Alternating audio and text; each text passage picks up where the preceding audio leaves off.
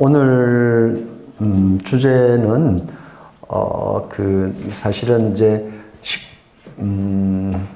3.1운동 전후 19년이죠. 전후 한인의 독립운동을 중심으로 살펴보는데 그동안은 이제 이게 한인의 독립운동 중심으로만 보다 보니까 우리만 보게 됐어요. 그래서 주제 내용은 이전의 강의 내용과 큰 별 차이는 없는데 관점을 조금만 좀 바꿔봤죠. 그래서 제가 이제 보니까 이때부터 19년 전후부터 한인 사회의 그 독립운동이 진동함으로써 미국 사회도 같이 우리와 호응하고 동참해 주면서 미국 사회가 움직이니까 미국 의회가 움직이고 미국 의회가 움직이니까 미국 정부를 흔들기 시작하는구나. 그거를 제가 알게 됐고요. 그래서 그 부분을 좀 마지막 그 챕터에서 좀 보려고 합니다. 앞부분은 어떻게 한인들이 독립운동을 전개하게 됐는지 그리고 그것이 미국 사회에 어떻게 영향을 미치는지 이렇게 볼 겁니다. 그래서 한미관계에 대해서 좀 중점적으로 보려면은 구한말부터 봐야 되는데 그렇게 보려면은 다른 또 원고 정리가 필요하더라고요. 그래서 그거는 본격적인 한미관계만을 위한 탐구는 혹시 기회가 된다면 다른 기회로 넘어가야 될 것 같고 이번에는 19년 전후로만 중심으로 해서 살펴보겠습니다. 그래서 그동안 미국은 우리에게는 지금도 좀 그러긴 하고 약간 변화가 있긴 한데 아무튼 지금도 미국과 한국은 뗄 수 없는 관계에 있습니다. 우리가 가장 어려울 때 좀 이렇게 한국을 도와서 오늘날 한국 부흥에 일단 크게 기여했던 나라로 이렇게 인식이 되고 있지요.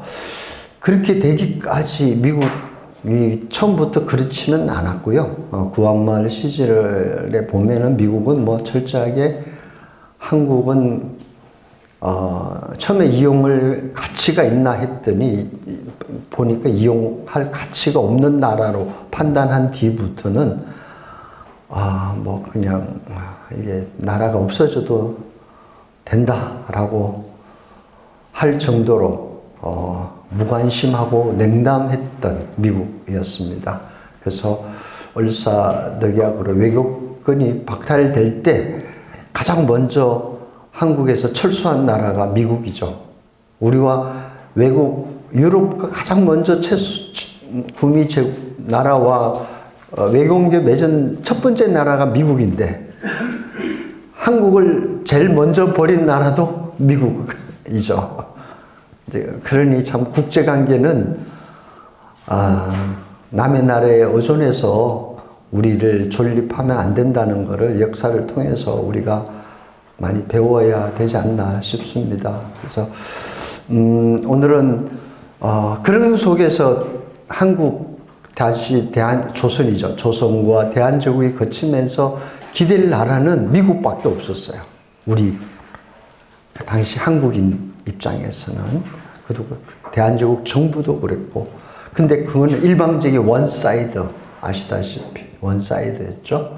그래서 아무리 구애를 해도 손도 눈길 한번 마주치지 않을 정도로 냉담하게 보냈습니다. 그리고 조선이 망할 때도 대한제국이 망할 때도 잘 망했다 할 정도로 그냥 그렇게 취급을 했죠. 그런데 우리는 미국에 대한 기대를 포기하지 않습니다. 끝까지 해방 때까지 계속 미국에 대한 기대를 포기하지 않고 미국 정부가 냉담하더라도 끊임없이 미국 정부의 문을 계속 두드려 갔습니다. 그 방법이 바로 독립운동이라는 방법을 통해서 해 나갔죠. 특히 그걸 할 수 있는 지역이 미국에 사는 한국인들이었습니다. 미국에 사는 한국인들이 한국 독립운동을 하면서 미국 정부를 계속 두드려 갔습니다. 그러니까 미국 정부가 워낙 안 열리니까 미국 사람들, 그리고 미국의 언론, 또 그리고 미국의 의회를 중심으로 해서 점점 두드려 가서 나중에 결국 미국 정부까지 이렇게 마음의 문을 연다 그럴까요? 열어주고 우리 한국 독립운동에 관심을 갖게 됩니다. 그래서 이런 과정들이 그냥 아무 노력도 없이 미국이 한국을 관심을 갖고 카이로 선언에 한국을 독립 약속해주고 그리고 또 일본이 진주만 폭기했기 때문에 이렇게 이런 과정도 있지만은 한국이 아무것도 노력하지 않으면은 우리가 스스로 이렇게 하늘이 돕는 일을 우리가 보지 못한다라는 것. 이게 이제 역사의 교훈인데 우리가 끊임없이 독립운동이라는 방법을 통해서 미국을 통해서 전 세계를 향해서 두드려 갔을 때에 응답이 드디어 온다는 거죠. 이제 그런 아주 중요한 계기가 1919년 전후의 시기였습니다. 그 전후의 시기가. 그리고 오늘 주목하는 것은 일제강점 시기에 국내에서는 19년 3.1운동 때까지는 독립운동을 할 수가 없는 상황이었습니다. 무단 통치라는 말 속에서 대외활동, 집회, 결사 할 수 없는 상황이지 않습니까? 그리고 계속 비밀 결사였고, 해외 하면은 주로 이제 만주인데, 이런 간도를 중심으로. 거기도 어떤 독립운동을 하기보다는 독립운동을 하기 위한 독립군 기지 개척이라는 거, 독립군 양성이라는 거 준비하는 단계였죠.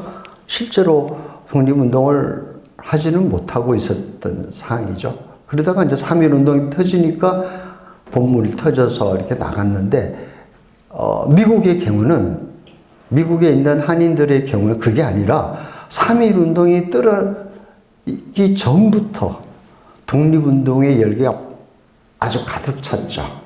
그래서 이미 그 넘치는 독립운동의 열기, 그 열기가 제1차 세계대전 1차 세계대전기와 종결된 직후부터 아주 크게 일어나고 있습니다.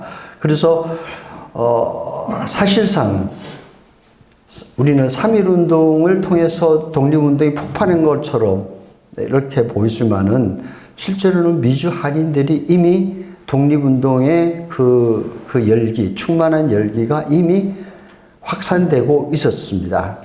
미주 한인들을 중심으로 해서 국내로부터 또 이것이 국내로 그다음에 일본 만주 지역까지 이제 그런 속에서 28과 3.1운동이 일어날 수 있는 배경이 되는 거죠.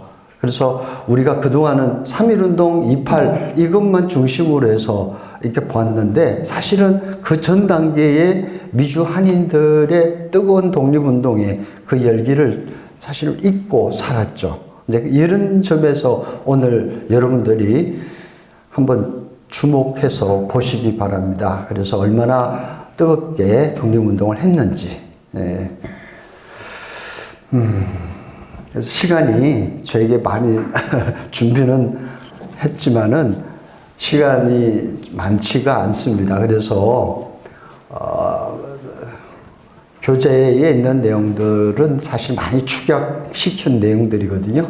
그래서 여기 있는 내용들은 조금 더 구체적이고 세세한 내용인데 이걸 다 설명하지는 못할 것 같아요. 그래서 중요한 제목, 소제목을 통해서 이렇게 넘어갔다고 하는 사실 만 보고 이렇게 진행하도록 하겠습니다.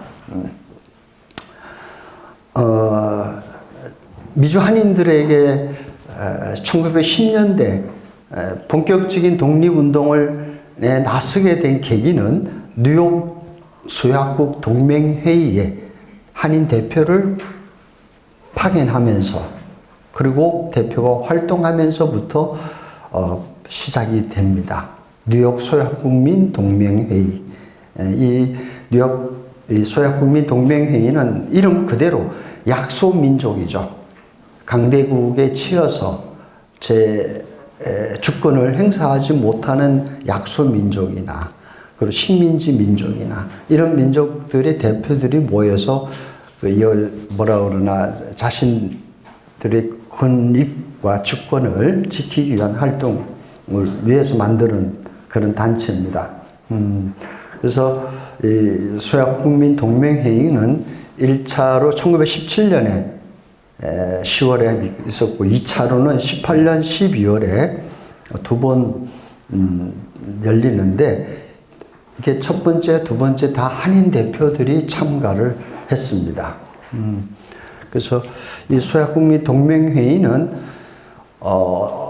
어떻게 결성이 됐냐면 윌선이 대통령이 되고 난 뒤부터 그 새로운 시대, 제국주의를 종식시키고 새로운 시대, 즉 민주주의, 자유민주주의 새 시대를 열고자 하는 그런 비전을 제시함으로써 거기에 약소민족들이 크게 동조하고 동감을 하게 됩니다.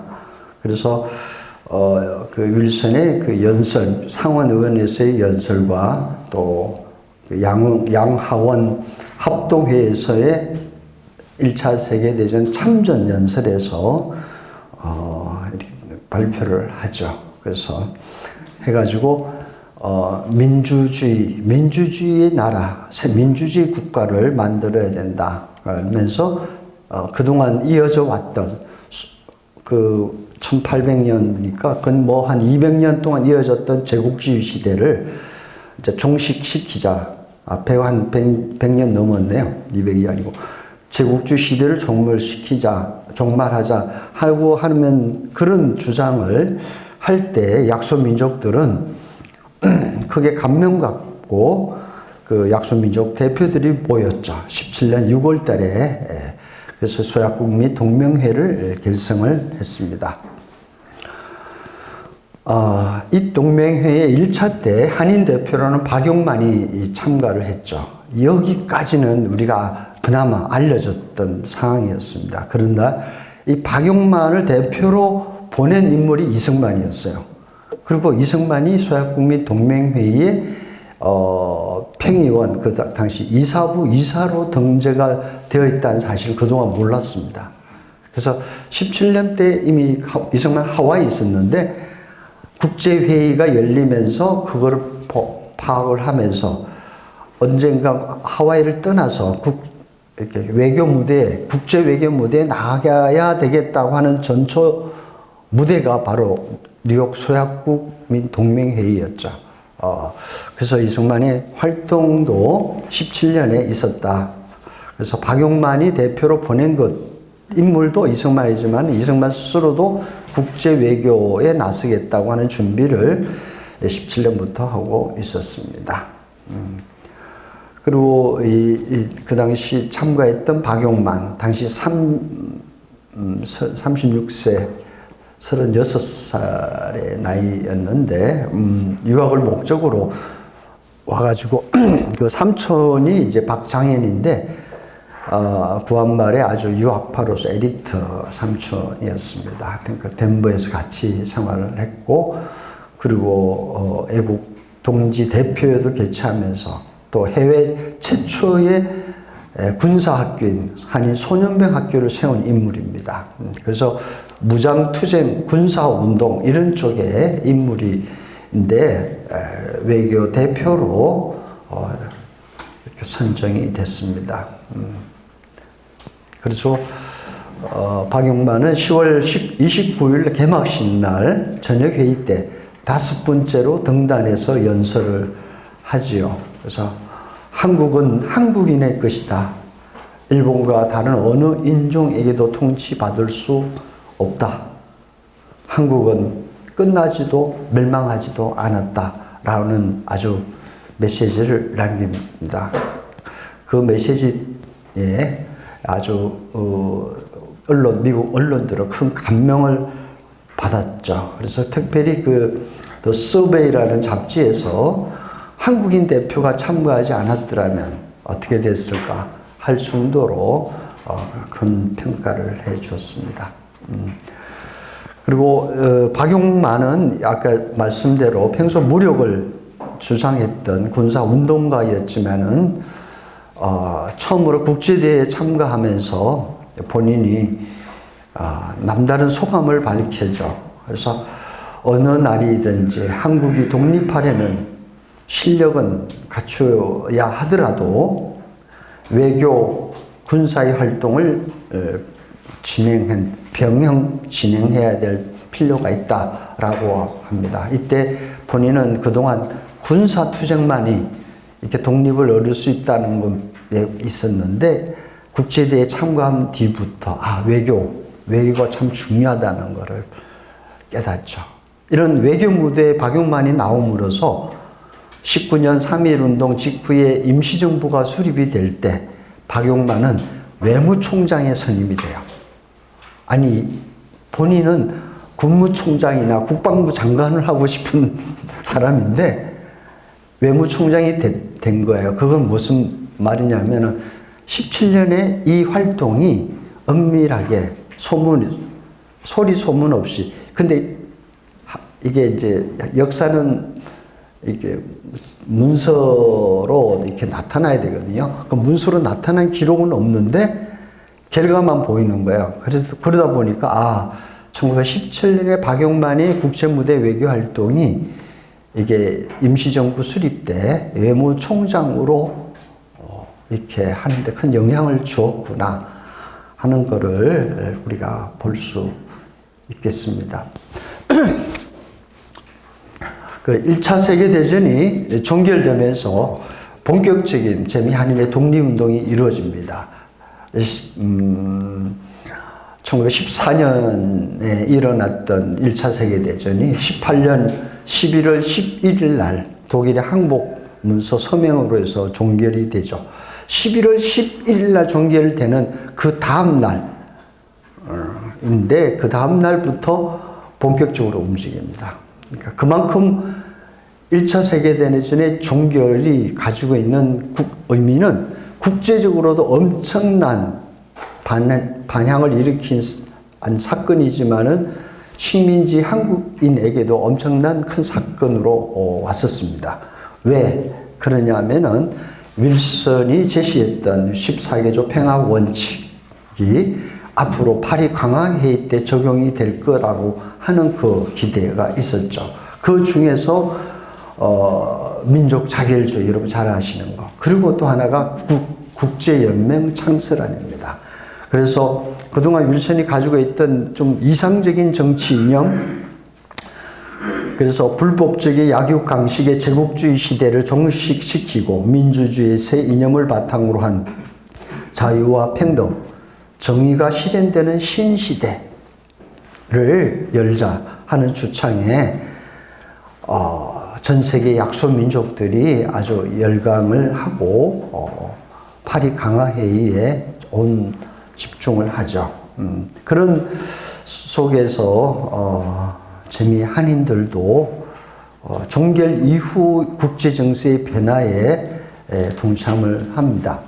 그래서 제일 먼저 전쟁이 종결된 그 다음 날 뉴욕의 김헌식이라는 사람이 당시 그 샌프란시스코에 본부를 둔 대한민국민의 북미 지방 총회장 이대위에게 편지를 보내요. 우리 1차 세계대전 종결 직후에 뉴욕 소약국 동맹회의가 두 번째로 열린다는데 우리 공동으로 대표를 보내자 하고 제의를 하죠.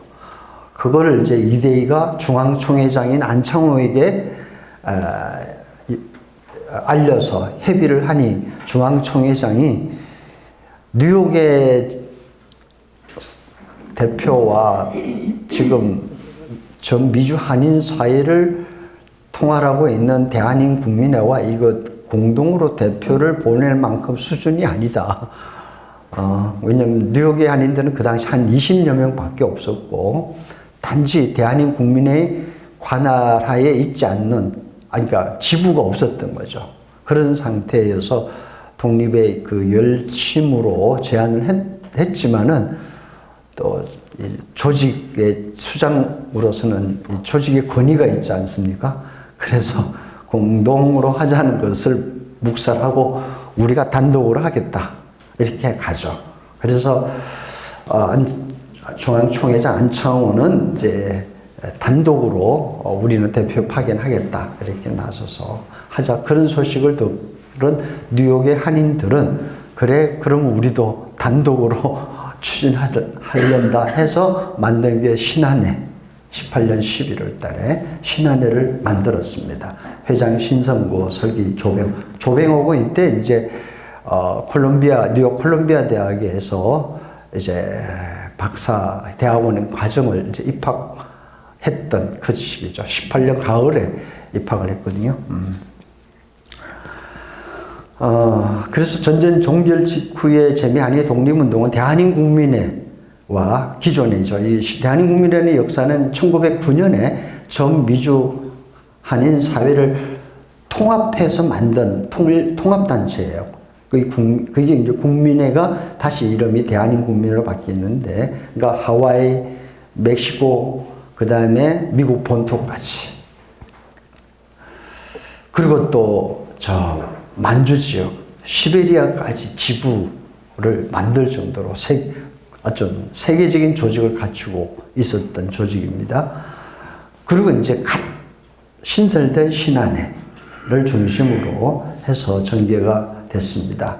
대한민국민회는 우선 민찬호 정한경을 이승만 민찬호 정한경을 서약국민동맹회 뉴욕에서 파견하기로 했고, 파리에 대표로 보낸 건 정한경 한 명만 뽑았죠. 뽑고 나니까 아주 그냥 여론이 들끓었습니다. 왜 정한경보다 뛰어난, 정한경은 28살밖에 안 됐거든요. 영어를 연설을 잘했어요. 정한경이가 웅변대회에서 아주 상도 받고. 근데 안창호가 이제 그때는 조금 머리를 굴렸죠. 말 안 들을 것 같으니까 이제 정한경을 먼저 뽑아서 보내려고 했더니 이제 여론이 왜 이승만을 안 뽑냐 해서 할 수 없이 이승만을 추가로 뽑습니다. 그래서 파리 대표로 정한경, 이승만 이렇게 뽑죠.